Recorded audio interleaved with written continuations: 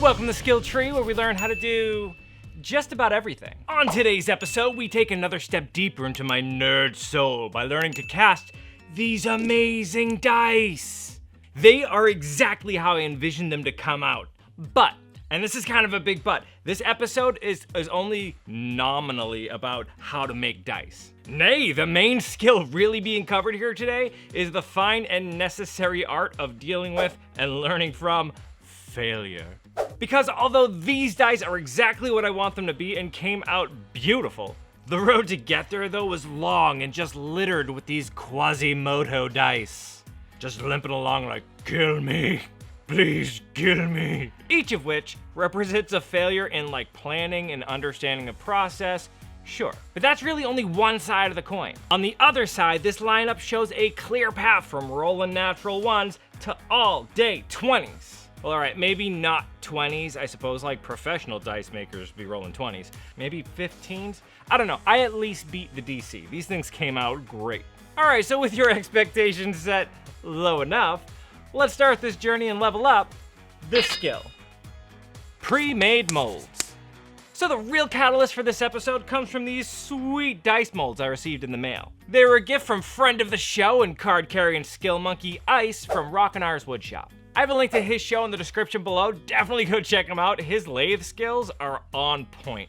I'm gonna have to bring him on the show at some point and show me how to do that.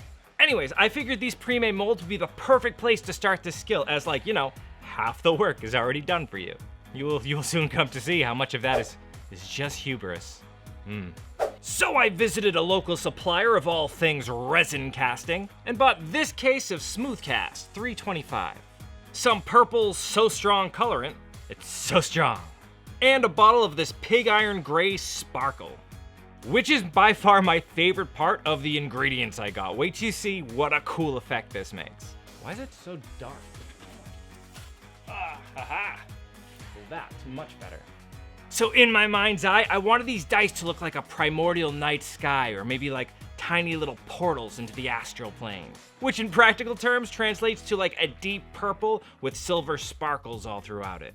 Now the resin that I'm using is a 2-part product that was recommended to me by the person at the store that I went to. They said it was really easy to use because it was just a 1-to-1 ratio of the A and B product. Simply combine them together and stir thoroughly and it's ready to go. And once those are mixed together, I added in my pigment and sprinkled in my sparkles until I achieved the effect I was looking for. Now just as an FYI, these molds have a little tiny hole in the top of them to actually put the resin into. So I busted out the syringe I had lying around and started filling these bad boys up. And this is where it started to go off the rails for me. I mean, in fact, any of you like seasoned resin smiths out there might have a few things you're rolling your eyes at, like how I poured the 2 parts in with nary a regard for bubbles and whatnot. If only that was my primary worry for this build. No, you see, it turns out this Smooth Cast 325 has a 2-minute work time, 45 seconds of which is what they recommend for stirring time to combine them together. Something clearly written in the directions that I did not read. And once my 2 minutes were up, the product became crazy thick and just absolutely unworkable. With the stirring time and how long it took me to add in the pigment and the sparkles how much I wanted to, not to mention how long it was taking me to fill up the mold with my tiny little syringe, all I was able to get was this 1/2 of a D10. That being said, this 1/2 of a D10, it's beautiful, looks great. Honestly, if I had just done a little bit of research, I probably would have went with this Art and Glow stuff here. It has a 40-minute work time and it seems to be what the people on the internets who know what the hell they're doing tend to choose. But at this point, it's the weekend, so the store is closed, Amazon would take another week to get it to me, and I wanted to make an episode for you. So I had to make this thing work. So armed with that data from my first failed attempt, I decided to take a different tact. First, I got some of these wee solo cups and used their built-in measuring line to evenly pour the resin parts. The thought here was to mix smaller batches and concentrate on just a few dice at a time rather than trying to do them all at once. But that's not all. I also read that I could pre-mix the dye and like any of the sparkles and stuff into the B part before I mix them together. Hopefully buying me that little bit more time too, so I'm not trying to mix it and get the color right while it's starting to harden. Finally, I upgraded to a larger syringe to try to be able to put more product into these things faster so I could beat the clock. With my new plan ready, I mixed the 2 parts together evenly and got to filling my molds. And this one This one confused me.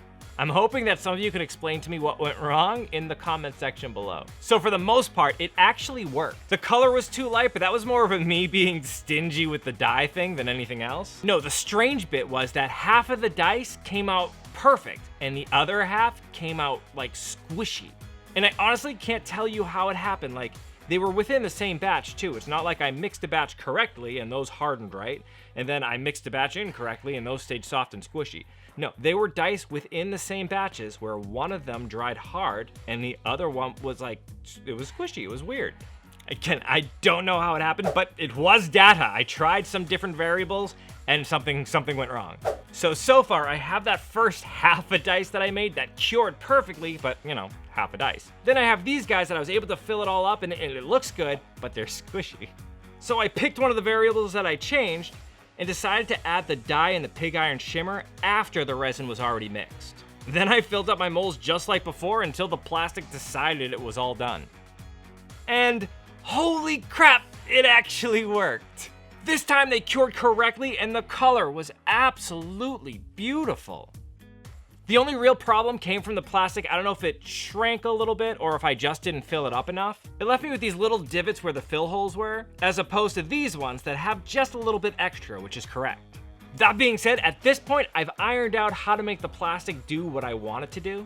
It has the right coloration, it cures correctly, I can fill the molds. So confident that I could get a good set of dice out of these little molds here, I was met with another dilemma. You see, my original extreme hubris thought that these bad boys would be like a one and done. You fill them up, it was gonna be easy, a cool skill I can show you, and then move on to the thing that I really wanted to do, which was make my own dice molds. Now though, because I messed up a bunch of times, I only had enough resin to do maybe 2 more castings. So I made the call, and rather than try the pre-made molds again, I decided to move on to making molds.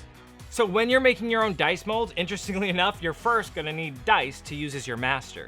You can like 3D print your own or have some made for you, or do what I did and just use dice that you have. If you intend to sell your dice though, you're better off either 3D printing your own or having some made for you, as the artist that originally designed the dice that you're gonna use probably are gonna take some offense to you making some money off their work. Okay, so the type of mold we're gonna be making here today is what's called the sprue mold. A sprue is just a little channel through which liquid material is introduced into a mold.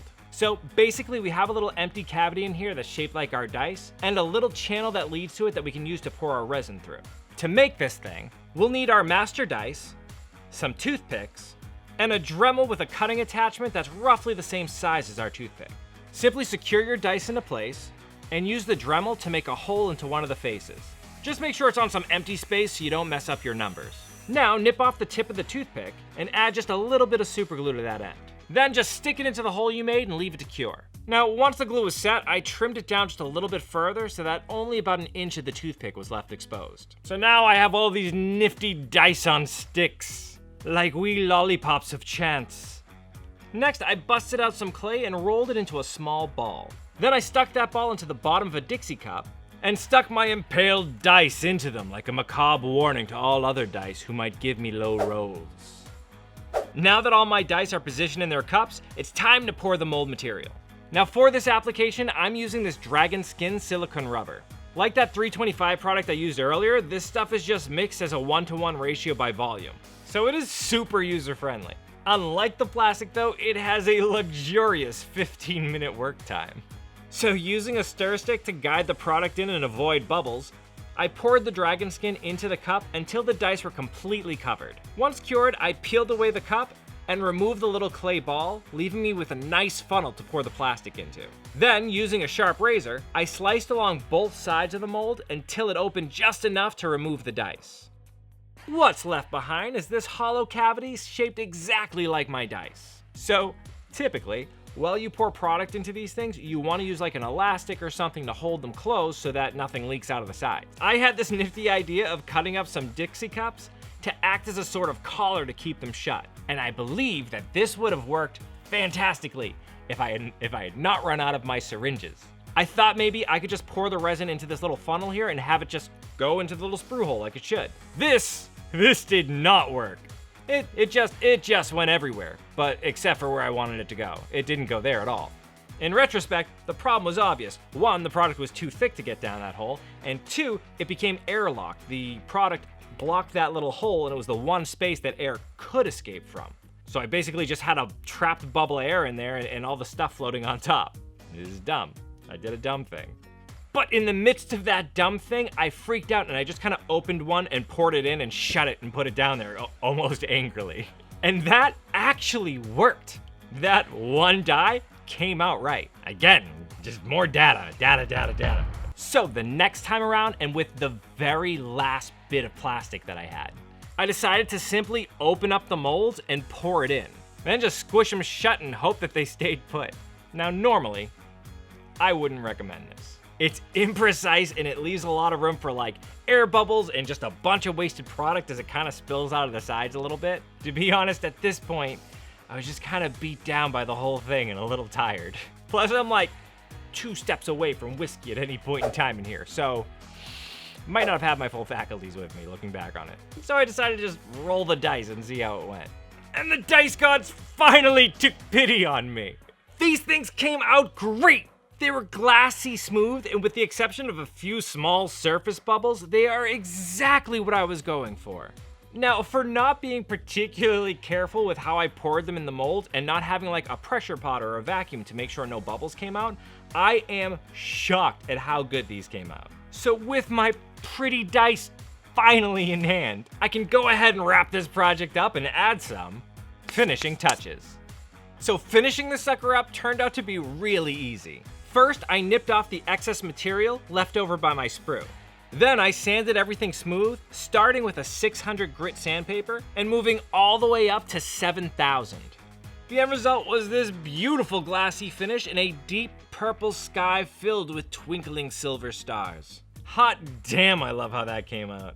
Okay, so the last thing I really needed to do was paint in the numbers. For this, I decided to use this metallic gold acrylic paint. Now, I could have used a fine-tipped brush and meticulously painted in each one of the numbers, but I am far too lazy to do that. Instead, I just smeared the paint all into the numbers.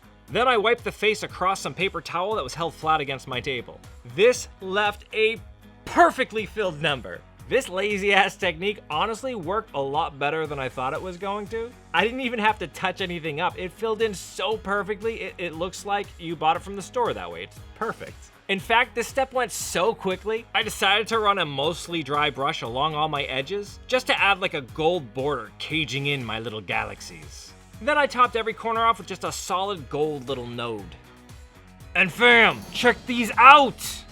It may have taken me 12 hours to get there, but damn it, I got there, and I love the results.